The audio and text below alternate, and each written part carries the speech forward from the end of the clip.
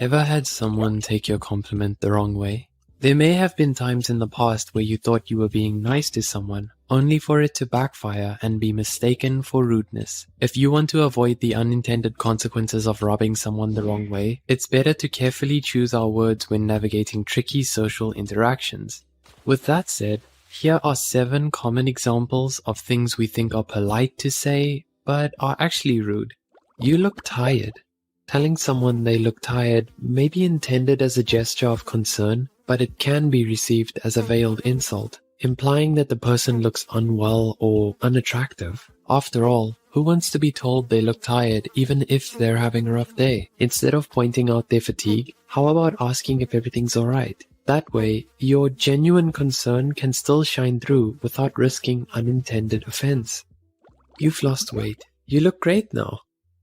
Remarking on another person's weight can be easily taken the wrong way, as many people struggle with body image and self-esteem. Telling someone they look so much better now that they've lost all that weight can hurt their feelings, because it inadvertently suggests that the person was not attractive or desirable before losing weight. A better approach would be simply to say, "Wow, you look great," or "You have a wonderful glow."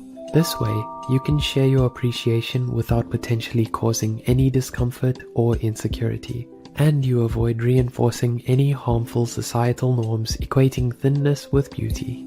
You're so smart or talented for your age. Although seemingly a compliment, this remark can be subtly insulting because it implies surprise and undermines their achievements. Instead of emphasizing their age, it's better to focus on their skills and achievements outright. You can say, "Your intelligence and skills are truly impressive." This way, you acknowledge their capabilities without any hint of surprise or condescension tied to their age. Don't worry, you'll find someone.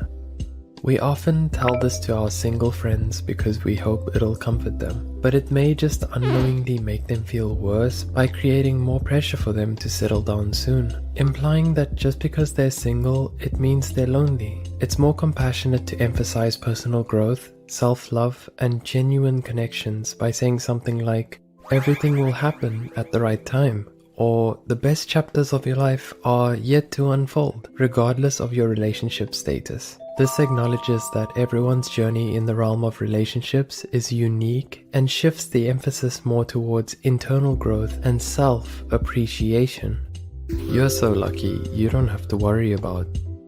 We all have that one person we somewhat envy because it seems like their life is so easy, or they have the things we want. However, uttering phrases like this can inadvertently dismiss the struggles or responsibilities they have that we might not be aware of. So rather than assuming that everything comes so easily to them and that their life is problem-free, which is never the case, it's more thoughtful to say something like, "I really admire how you handle challenges with grace and determination."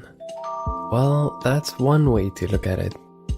You might think that this is a polite and non-confrontational way to disagree with someone's opinions or ideas while still acknowledging them, but it can easily come across as sarcasm or derision. So instead of using this potentially backhanded response, try a more open and respectful approach, such as saying, "I appreciate your perspective. Having different viewpoints helps us all to gain a well-rounded understanding." This way, you foster a constructive and inclusive conversation, valuing their input without diminishing their stance.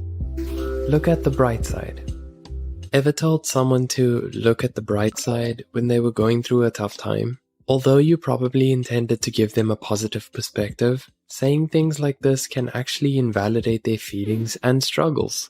Essentially, it can subtly imply that they are overreacting or not handling the situation well. So, the next time someone opens up to you about their difficulties, aim to validate their experience rather than minimizing it. Try saying, "That sounds so difficult. I'm really sorry this is happening to you." Or, "It totally makes sense that you're feeling down. Is there anything I can do to make things better?"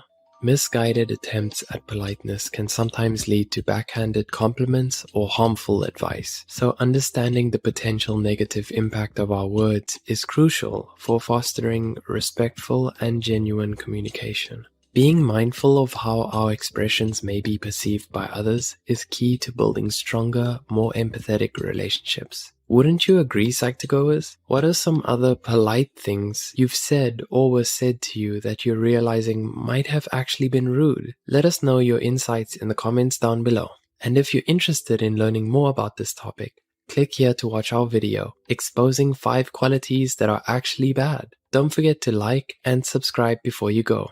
Thanks for watching.